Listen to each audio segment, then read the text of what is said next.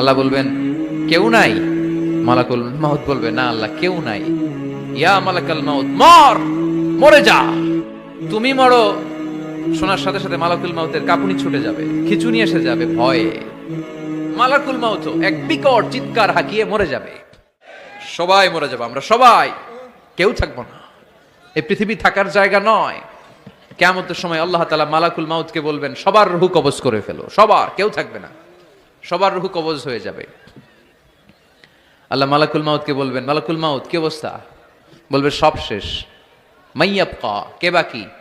মালাকুল মাউত বলবে জিনেরা বাকি, যাদেরকে দেখা যায় না। আল্লাহ বলবেন জিনদেরকেও শেষ করে ফেলো, রূহ কবজ করো।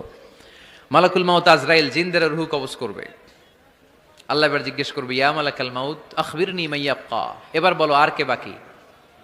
মালাকুল মাউত বলবে আল্লাহ মানুষগুলো সব শেষ, জিনগুলাও শেষ, এবার বাকি ইবলিশ শয়তান। কে বাকি? ইবলিশরেও শেষ করো, ইবলিশও শেষ। আল্লাহ আবার জিজ্ঞেস করবেন ইয়া মালাকাল মাউতি মাইয়াবকা, আর কে বেঁচে আছে বলো? মালাকুল মাউত বলবে আল্লাহ আপনার কথা অনুযায়ী পৃথিবীর সব মানুষের রূহ কবজ করলাম, সব জিনদের রূহ কবজ করলাম, ইবলিসের রূহ কবজ করলাম, এখন আছে শুধু ফেরেশতারা। আছে কারা? যাও ফেরেশতাদের রূহ কবজ করো, ফেরেশতাদের রূহ কবজ হয়ে যাবে। এবার আল্লাহ জিজ্ঞেস করবেন ইয়া মালাকাল মাউত আখবিরনি মাইয়াবকা। মালাকুল মাউত বলবে আল্লাহ আপনার কথা মতো ধরে ধরে সব শেষ, ফেরেশতাও শেষ, চারজন ছাড়া। কয়জন ছাড়া?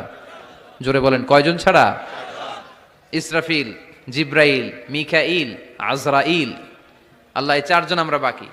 আল্লাহ বলবে যাও ইযহাব ইনসালিক ইলা জিবরিল,